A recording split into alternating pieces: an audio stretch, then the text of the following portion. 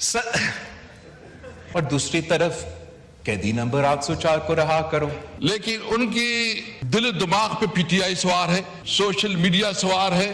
سردار زرداری کہے کہ دہشت گردی کا مقابلہ ہمیں کرنا ہے, قیدی نمبر 804 کو رہا کرو. السلام علیکم دوستو. سیاسی منظرنامے میں ایک حیران کن موڑ آ گیا ہے. بلاول بھٹو نے ایسا بیان دیا جس نے سب کو چونکا دیا. سیاسی اختلاف اپنی جگہ, مگر عمران خان کے لیے انصاف کی بات کھل کر سامنے آ گئی. یہ بیان کیوں اہم ہے اور اس کے اثرات کیا ہوں گے, آئیے سنتے ہیں پوری بات. اگر ان کے اندر کوئی بھی اخلاقی جرت ہوتی, اگر کوئی بھی اس کے اندر جو ہے نا ایک کوئی شرم اور حیا ہوتا. صدر زرداری کہے کہ فلسطین کے مظلوم عوام اور کشمیر کے مظلوم عوام کے ساتھ ہم کھڑے ہیں, قیدی نمبر 804 کو رہا کرو. یہ انٹیلیجنس فیلیور ہے. صدر زرداری کہے کہ ہم نیا کلاس کا مخالفت کرتے ہیں, کوئی نیا پوزیشن نہیں ہے. 27 دسمبر ہم سب گری خطبہ بخش میں تھے, میں نے بھی واضح کیا, صدر زرداری نے بھی واضح کیا, کوئی نیا تو پوزیشن بھی نہیں ہے اس جماعت کی.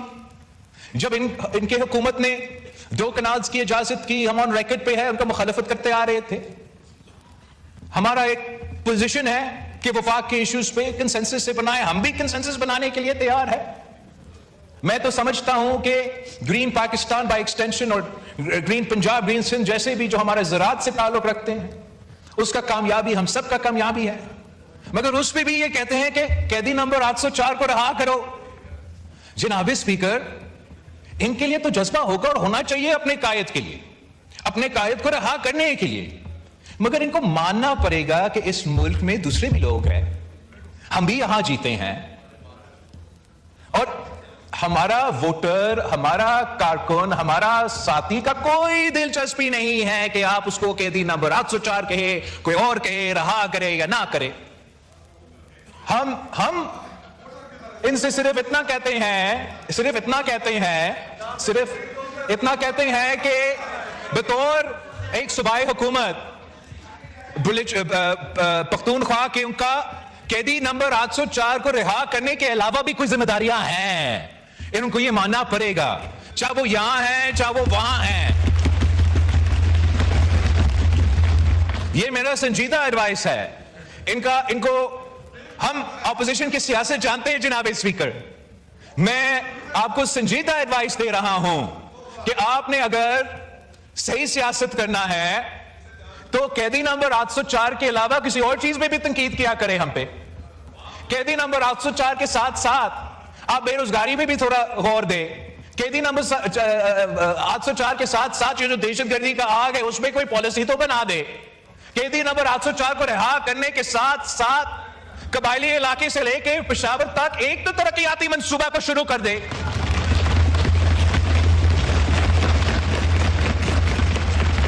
ہم سمجھتے ہیں جناب اسپیکر کہ اس ہاؤس میں, اسی پارلیمنٹ میں, انہی لوگوں میں اور ان میں وہ اہلیت ہے, وہ صلاحیت ہے کہ ہم مل کے ان تمام مسائل کے اور سب سے بھر کے دہشت گردی کا مسئلہ کا مقابلہ کر سکتے ہیں. اپنا سیاست رہے گا, ہم اپنا سیاست کرتے رہیں, مگر ایسے قومی ایشوز پہ ہم سب کو, چاہے وہ میرے جماعت کا سیاست ہو, تو ان کو ایک طرف رکھ کے ایک اتحاد حاصل کرنے کی کوشش کرنا چاہیے تاکہ ہم مل کے پاکستان کے مسائل کا مقابلہ کریں اور مل کے جو بین الاقوامی سازشیں ہیں ان کا بھی مل کے ہم مقابلہ کریں. آپ سب کا بہت شکریہ.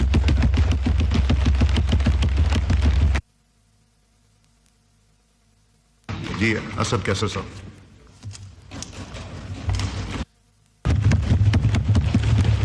بسم اللہ الرحمن الرحیم. شکریہ جناب اسپیکر. آج اچھا ہوا کہ کم از کم جو بلوچستان کی اس وقت ایک برننگ ایشو ہے اور جو جہاں پر ایکسپریس کا جو واقعہ ہوا ہے, سب سے پہلے تو ہم اس کی بھرپور مذمت کرتے ہیں, اور ہماری جو شہداء ہیں وہ سویلین ہیں, وہ ہمارے فورسز کے جوان ہیں, ان کے ساتھ دلی ہمدردی کا اظہار کرتے ہیں, اور یہ سمجھتے ہیں کہ اتنی بڑے سانحے پہ یہاں ایک دن نہیں, کم از کم تمام پارلیمنٹیرین کو یہ موقع ملنا چاہیے کہ اس کے اوپر بات کریں تاکہ اس مسئلے کی تہ تک پہنچا جا سکے. اس موقع پہ ابھی تھوڑی دیر پہلے جو ڈیفینس منسٹر صاحب ہے، ہم توقع کر رہے تھے کہ وہ کوئی بھی بات کرے گا، وہ اس ایشو پہ اپنا جو موقف ہے وہ بتائے گا یا جو واقعات ہے اس کی ڈیٹیل بتائے گا اور پارلیمنٹ کو اعتماد ملے گا. لیکن ان کی دل و دماغ پہ پی ٹی آئی سوار ہے، سوشل میڈیا سوار ہے. چاہیے تو یہ تھا کہ آپ آج ایک ماحول بناتے، آپ بات کرتے ایک نیشنل کنسنسس کی، لیکن اس کی بجائے خواجہ صاحب جو ہے نا میں آپ کی تقریر آپ سنا رہے، اس پہ کتنی دفعہ انہوں نے بلوچستان کا ذکر کیا اور اس پہ افسوس کا اظہار کیا ہے.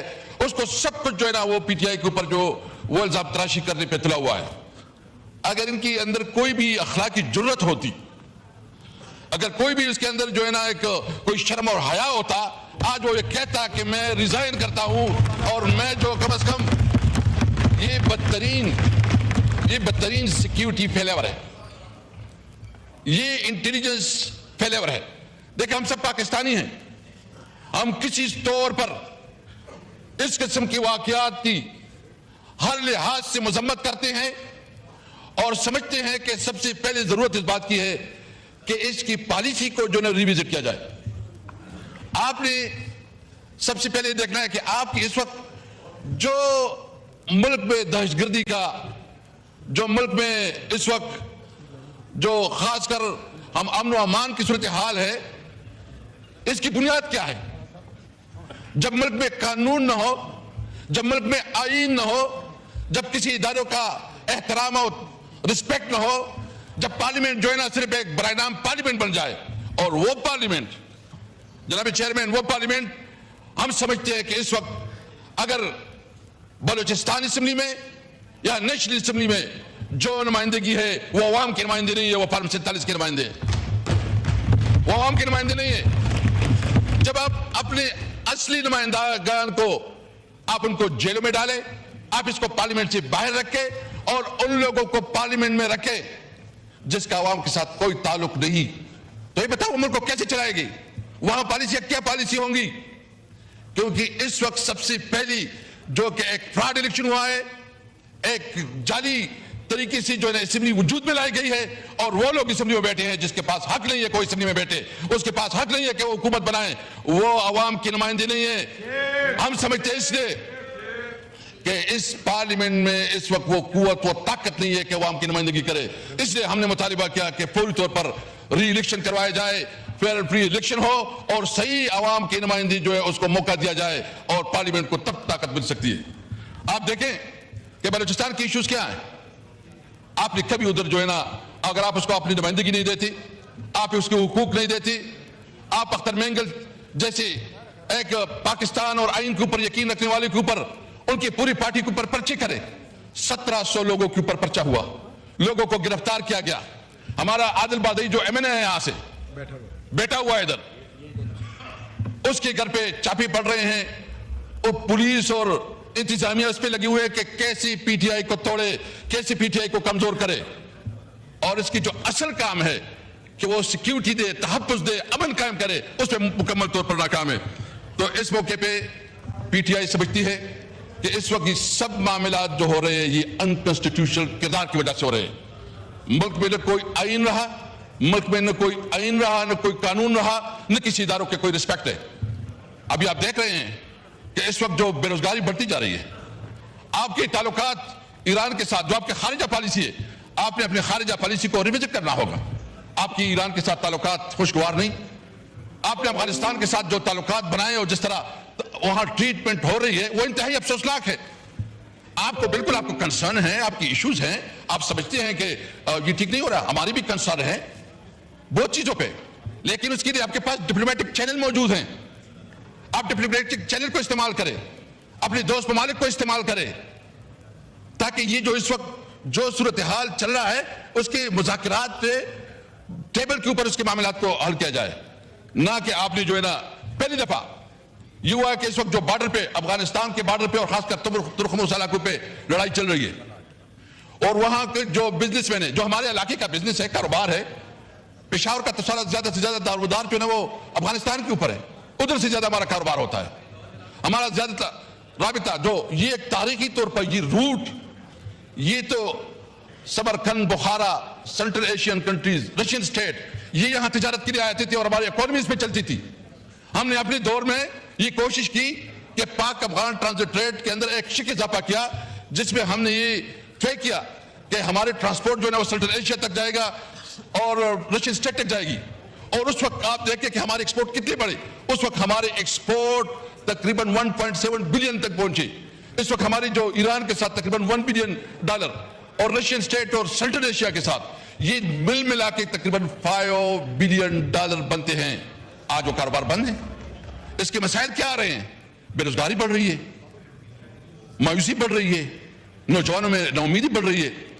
आप अब अगर उन इलाके के लोगों के रोजगार भी छीने और फिर आप ये कहें कि भाई रूट काजेज ये हैं कि आपके जो जो बॉर्डर्स हैं उसका एहतराम करें और जो मामलात है वो मुज़ाकरात पे हल करें। जनाबी चेयरमैन, इस वक्त सबसे बड़ा मसला वो सिक्योरिटी, खासकर जो है ना ये 2 सूबों में और बलोचिस्तान जो हमारा फाटा एरिया, जो मर्ज एरिया है, और इस पार्लियामेंट भी कमिटमेंट की थी और 18 अमेंडमेंट के बाद जो कि एक एग्रीमेंट हुआ था फाटा के साथ कि 1000 बिलियन रुपए जो वहां के डेवलपमेंट पे लगाए जाएंगे। आप रिपोर्ट मंगवा के देखें इस वक्त कितनी जो है ना उधर डेवलपमेंट हुई, कितना पैसे इधर इस्तेमाल हुआ है। आप जानबूझकर छोटी सूबों को जो है ना महरूम रख रहे हैं। आप जानबूझकर जो है ना उसको उस तरफ धकेल रहे हैं कि खुदा न ख्वाह पाकिस्तान के खिलाफ वो काम करे। और आज ख्वाजा आसिफ साहब जो है ना डिफेंस मिनिस्टर हैं, वो जिस तरह बयान कर रहा है कि सब कुछ पीटीआई की वजह से हो रहा है, ये सब कुछ तुम्हारी नाली की वजह से हो रहा है। तुम्हारे अंदर वो कैपेसिटी नहीं है, तुम्हारे अंदर वो सलाहियत नहीं है। चाहिए तो ये कि इस मामले पे हम किसी तौर पर, हमारे लिए सबसे पहले पाकिस्तान है। हम अपने इदारों को मजबूत देखना चाहते हैं। हमें एक मजबूत पाकिस्तान, हम समझते हैं कि पार्लियामेंट सबसे मजबूत इदारा होना चाहिए और वो पार्लियामेंट जो कि हकीकी अवाम का नुमाइंदा पार्लियामेंट हो और सारे फैसलों का इख्तियार उसके पास हो। हम समझते हैं कि अदलिया, जब तक अदलिया इंसाफ नहीं फराहम करेगी। तो दोस्तों ये था वो बयान जिसने सियासत में नई बहस छेड़ दी। इख्तिलाफात के बावजूद इंसाफ की बात अहम बन गई। अब देखना ये है कि आगे क्या होता है। आप इस मौक़िफ़ से मुतवाफ़िक है या नहीं, कमेंट्स में अपनी राय ज़रूर दें। वीडियो पसंद आई तो लाइक करें और मज़ीद अपडेट्स के लिए सब्सक्राइब करना ना भूलें।